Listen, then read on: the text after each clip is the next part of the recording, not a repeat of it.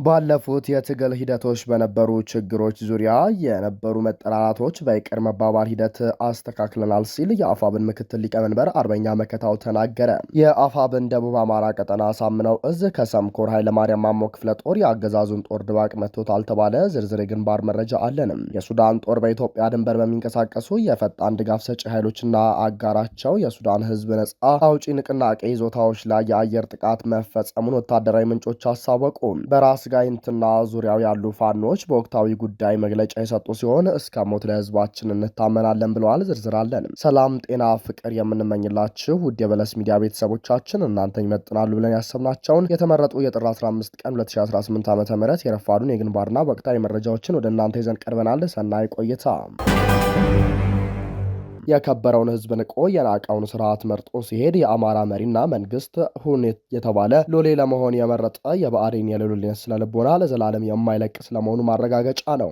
አገዛዙን በገንዘብ እያማለለ ወደ እሱ ላስገባቸው ተመሳሳይ ድርሰት የሰጣቸው ሲሆን ፋኖ የሻቢያና የወያኔ ተላላኪ ነው፣ ትግሉ ተጠልፏል የሚል አሰልቺ ንግግር እያደረጉ ይገኛሉ። ዳሩ ግን ይህ የሞተ ፕሮፓጋንዳ ሲሆን ፋኖን በዚህ ሚዛን የማይደፋ ወሬ የሚደነግጥበት ምክንያት አይኖርም። አገዛዙን ለመጣል ከማንም ጋር መስራት ትብብር ማድረግ እንደሚቻል ፖለቲካውም ትግላችንም ስለሚያስገድድ ይህን መንገድ እንጠቀማለን። በአንጻሩ አዲሱ ድርጅታችን አፋብን ወደፊት እየተጓዘ ነው። ስብሰባዎችን እያደረገ ውሳኔዎችን እየወሰነ ነው። አመራሩም እርስ በርሱ እየተግባባ ያለፉ ጥፋቶችን በይቅርታ እያለፈ በጥሩ መንፈስ ላይ ነው። ስለ ይቅር መባባልም የአማራ ፋኖ ብሔራዊ ንቅናቄ ተቀዳሚ ምክትል ሊቀመንበር አርበኛ መከታው ማሞ ከጋዜጠኛ መሳይ መኮንን ጋር በነበረው ቆይታ በውስጥም በውጭም ለሚገኙ የትግሉ ደጋፊዎች በዚህ ጉዳይ መልእክት አስተላልፏል። አርበኛ መከታው ባለፉት የትግል ሂደቶች በነበሩ ችግሮች ዙሪያ የነበሩ መጠላላቶች በይቅር መባባል ሂደት አስተካክለናል። ዲያስፖራውም የሚዲያ ደጋፊውን በተመሳሳይ ይቅር ተባብሎ አንድ ግንባር መፍጠር አለበት በማለት አርበኛው አጽንኦት አስነብቧል። ይህ የይቅርታ መልእክት ለትንሳኤያችን መሰረት የሚጥል ሲሆን ማንም ከአማራ ባለበት አማራ የሆነው ሁሉ መወደድና መከበር ለይቅርታ ራሱን ዝግጅት ማድረግ አለበት።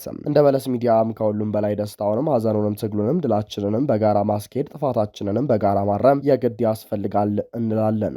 ወደ ግንባር ዜናችን ስናመራ የአፋብን ደቡብ አማራ ቀጠና ሳምነው እዝ ከሰምኮር ኃይለማርያም ማሞ ክፍለ ጦር የላከው መረጃ እንደሚያሳየው የአገዛዙ የብልጽግና ሰራዊት ራሱን ጥምር ብሎ የሚጠራው የአብይ ምስለኔ ጦር በኮረማሽ ንዑስ ወረዳ ሰላም ሰው ሻለቃ ላይ በምትንቀሳቀስበት አካባቢ ከበባ ለመፈጸም ቢሞክርም ሳይሳካለት ቀርቷል ተብሏል። የእግዚአብሔር አብ የንግስ ክብረ በዓልን አስመልክቶ በ13/5 ወር 2018 ዓ.ም የህዝብ ክብረ በዓል በሚያከብሩበት የንግስ ቦታ የዘወትር ክህደቱንና ሀገር በጥባጭነቱን ለመፈጸም ቢሞክርም በኃይለማርያም ማሞ ክፍለ ጦር በሻለቃ ሰላም ሰው በተደረገበት ከፍተኛ ፍልሚያና ትንቅንቅ የንግስ በዓሉ ከፋኖች ማስከበር ችለዋል። በአውደ ውጊያው አልሳካለት ሲል በ14/5 ወር 2018 ዓ.ም በቀጥታ ከቱለፋና ከሀገረ ማርያም ወረዳ ያልሌለ የሚሊሻና የመከላከያ ምንጣፍ ጎታች ኃይሉን አግበስብሶ ከንዑስ ወረዳ ከሆነው ከሰምኮረማሽ በእምዬ ምኒልክ የጦር ግምጃ ቤት ካምፕ ያለውን ጦር ጭምር በማሰለፍ በሶስት ግንባር ማለትም በወይን አምባ፣ በሸረርና በሰውሰት አምባ የጦር ግንባሮች ወራሪውን አድርጎ በሞርተርና በድሽቅ የታገዘ ጦርነት ቢከፍትም አልሳካ ሲለው የዘውትር የዘረፋ ተግባሩና መንገድ ላይ የተገኘ አርሶ አደር በመደብደብና በማሰር የማህበረሰብ ንብረት እንደ በርበሬ፣ ሽሮ፣ እንቁላል፣ ልብስ፣ ስልክ፣ ጫማ አንደ ስሙ ያልተጠቀሰ በግድ አርሶ አደር አስገድደው 10,000 ብር ዘርፈውና ይህን ግን ፈጽመው ሙትና ቁስለኛቸውን ይዘው ወደ መጣበት ተመልሷል ብሏል። በሌላ ግንባር የኮረማሹን ውጊያ ለማስቀየስ ወደ ዛላ ዘበባ ከሀገረ ማርያም የቀረውን የብልጽግና ዙፋን አስጠባቂ ሰራዊት አሰልፎ ቢንቀሳቀስም በቀጠናው በነበሩ አባት አርበኞች አይቀጡ ቅጣት ተቀጥቶ የተመለሰ ሲሆን በዚህም ውጊያ አንድ የሚሊሻ አባል የሆነውን ስሙ ጌታውን ተረፈ የተባለው ባንዳ እርምጃ ተወስዶበታል ብሏል። አፋብን ደቡብ አማራ ቀጠና ሳምነው እዝ ከሰም 2ኛ ኮር ኃይለማርያም ማሞ ክፍለ ጦር ሪፖርተር ክፍል። በሌላ ዜናችን በየአቅጣጫው የአገዛዙ ጦር እየፈረሰ ወደ ፋኖ እየገባ ነው። በመላው አማራ የአገዛዙን ጦር ባለበት ሁሉ የመክዳት ዜናዎች የተለመዱ ናቸው። ፋኖ በሚያደርገው የመግባባትና የመረጃ ምንተፋ በየቀኑ እያስከዳ የአገዛዙን ወታደርና መሳሪያ እየተቀበለ ይገኛል።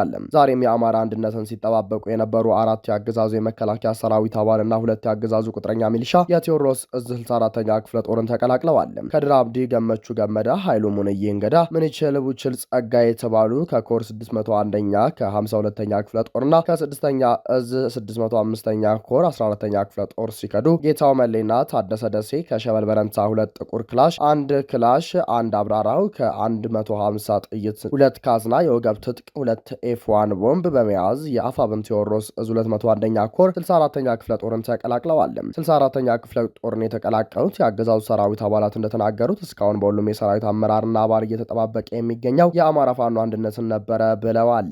በአማራ አንድነት ሁሉም ሰራዊት ደስተኛ መሆኑን በማስገንዘብ የአገዛዙ ሰራዊት በጅምላ እየተናደ መሆኑንና አገዛዙ በሀገር መስራቹ በአማራ ህዝብ ላይ ከባድ ወንጀሎችን እየሰራ እንደሚገኝ አሳውቀዋል። ራሱን መንግስት አድርጎ የሚንቀሳቀሰው አሸባሪው፣ ዘራፊው፣ ጨፍጫፊው የአብይ አህመድ ቡድን ለሰራዊቱ የሚሰጠው ትዕዛዝ ሀገር የሚያፈርሱም አንዱን ብሔር ከአንዱ ብሔር የሚያጋጩ ትዕዛዞች እንደሚሰጣቸው በግልጽ አስረድተዋል። በመሆኑም አገዛዙ በዚህ ሰዓት ሀገር የመምራት አቅም እንደሌለው፣ ዜጎች በገዛ ሀገራቸው በሰላም ወጥተው በሰላም እንዳይንቀሳቀሱም፣ የጦርነት ጉሰማ፣ የሃይማኖት ግጭቶች፣ የብሔር ግጭቶች የመሳሰሉት ነገሮች ላይ ብቻ ተጠምዶ ሀገር ለመበታተን ተልዕኮ እንደሚሰራ ከመከላከያና ከሚሊሻ ተቋም የወጡ የአገዛዙ ሰራዊት አባሎች አስረድተዋል። የአገዛዙ ሰራዊት አባሎት በአገዛዙ ተስፋ መቁረጣቸውን፣ የአማራና የኢትዮጵያ ህዝብን በአማራ ፋኖ ተስፋ ማድረግ እንዳለበት፣ በፋኖ የተረፈው የአገዛዙ ሰራዊት በጅምላ እየከዳ እንደሚገኝ 64ኛ ክፍለ ጦር የተቀላቀሉት የአገዛዙ ሰራዊት አባላትና የአገዛዙ ቅጥረኛ የሚሊሻ አባላት ተናግረዋል። በተመሳሳይ ሁለት የአገዛዙ መከላከያ ሰራዊት አባላት ኮብልለው ፋኖን ተቀላቅለዋል። የአብይ አህመድ ስርዓት የተቃወሙ ሁለት የመከላከያ አባላት ለአፋብን ምስራቅ አማራ ቀጠና ምኒልክ ዕዝ ላስታ ጀነራል አሳምነው ጽጌ ኮር ለውባንታ አባተ ክፍለ ጦር በመቄት እጃቸውን ሰጥተዋል። በክፍለ ጦሩ ህግ ክፍል ኃላፊ አርበኛ አንደበት በየነ አቀባበል የተደረገላቸው የአገዛዙ የ65ኛ ክፍለ ጦር 5ኛ ሻለቃ የመከላከያ አባላት ለፋኖ እጅ መስጠታቸውንና በተደረገላቸው ደማቅ አቀባበል መደሰታቸውን ገልጸው አብዛኛው ሰራዊት በስርዓቱ እኩይ ተግባር እንደተማረረም ገልጸዋል። ተገዶ የገባው ሰራዊት እየፈረሰ የአማራን ህዝብ የህልውና ትግል ለመቀላቀል እንደወሰነም ገልጸዋል። የሜጀር ጀነራል ውባንታ አባተ ክፍለ ጦር አዛዥ ኮማንዶ አማን ጎበዜ አሁንም በአፓርታይዱ ስርዓት ውስጥ ሆነው የአማራን ህዝብ እየጨፈጨፉ ላሉ አካላት ከፋሽስት ወንበር አስጠባቂነት ወጥተው ወደ ትክክለኛው የፋኖ ትግል እንዲቀላቀሉም ጥሪ አቅርቧል ሲል መረጃውን ያጋራን የአማራ ፋኖ ብሔራዊ ንቅናቄ አፋብን ምኒልክ ዕዝ ነው።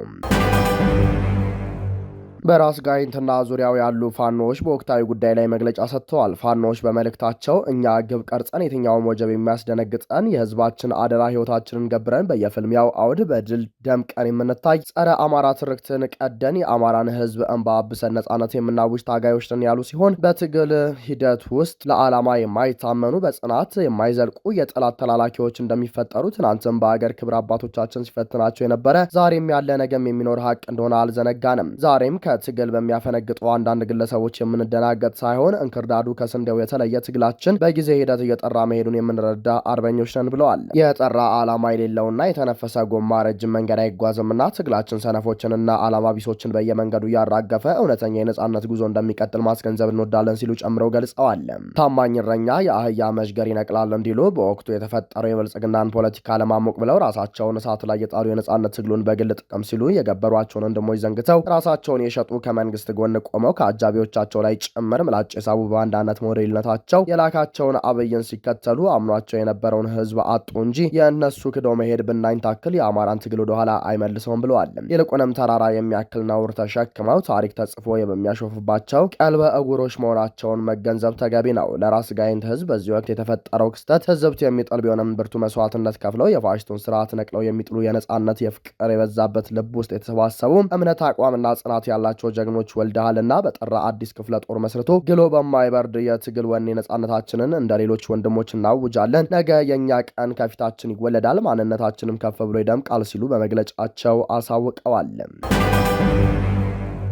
ለወራት በእስር ላይ ቆይቶ በ300 ሺህ ብር ዋስትና የተፈታው የፖለቲካ እስረኛ ዮናስ ወንድማገኝ በፌዴራል ፖሊስ አባላት ዳግም አፈና ተፈጸመበት። በአማራ ማንነቱ ብቻ ለወራት በእስር ላይ ቆይቶ በ300 ሺህ ብር ዋስትና የተፈታው ዮናስ ወንድማገኝ በፌዴራል ፖሊስ አባላት ዳግም አፈና ተፈጽሞበታል። በፌዴራል ፖሊስ ወንጀል ምርመራ ቢሮ በማዕከላዊ እና በቂሊንጦ በገፍ እስር ላይ የቆየው የጤና ባለሙያ ዮናስ ወንድማገኝ ጥር 7 ቀን 2018 ዓ.ም በነበረው ቀጠሮ ነበር ጉዳዩን የሚከታተለው የፌዴራሉ ከፍተኛ ፍርድ ቤት ልደታ ምድብ ችሎት በ300 ብር ዋስትና ከእስር ተፈቶ ሂደቱን በውጭ ሆኖ እንዲከታተል ሲል የወሰነለት። ይሁን እንጂ ከፌዴራል ፍርድ ቤት ትዕዛዝ ውጪ ዳግማዊ ህገወጥ አፈናና እገታን መፈጸምን መደበኛ ስራ ያደረገው የፌዴራል ፖሊስ ጥር 14 ቀን 2018 ዓ.ም ከቀኑ 11 ሰዓት ከቂሊንጦ ማረሚያ ቤት ተፈሽ ተብሎ ከግቢው ሲወጣ በሩ ላይ ጠብቆ በመቆየት አፍኖ ወስዶታል። ከቤተሰብ እጅ ነጥቆ የወሰደው ይህ ኃይል ወደ ሜክሲኮ የወሰደው መሆኑንም ለማወቅ ተችሏል።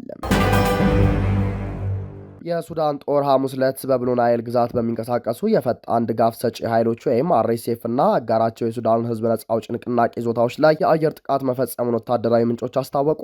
የሱዳን ጦር በድሮን በታገዘ ባካሄደው በዚህ ጥቃት በኢትዮጵያ ድንበር አቅራቢያ በሚገኙ የአቡስና ባሊላ በተባሉ ከተሞች የሚገኙ የአማጽያን ይዞታዎች ኢላማ አድርጓቸዋል። ወታደራዊ ምንጮች ለአናዶሉ ኤጀንሲ እንደገለጹት ጥቃቱ የሁለቱን አማጽያን ቡድኖች ወታደራዊ ተሽከርካሪዎችና የሎጂስቲክ መኪኖችን አውድመዋል። እስካሁን በሰው ላይ ስለደረሰው ጉዳት የተጣራ መረጃ የለም። ጥቃት የተፈጸመባቸው የሚገኙባቸው የአቡስና ባሊላ ከተሞች እንደ አውሮፓውያን አቆጣጠር ከ2011 ዓ.ም ጀምሮ በኤስፒኤልኤምኤን ቁጥጥር ስር የቆዩ አካባቢዎች ናቸው። በሌላ የጦር ሜዳ ዜና የሱዳን ጦር ከአምዱርማን በስተ ምዕራብ እስከ ሰሜን ኮርዶፋን ድንበር ድረስ ሰፊ የፍተሻና የማጽዳት ዘመቻ እያካሄደ መሆኑን የዓይን እማኞች ተናግረዋል።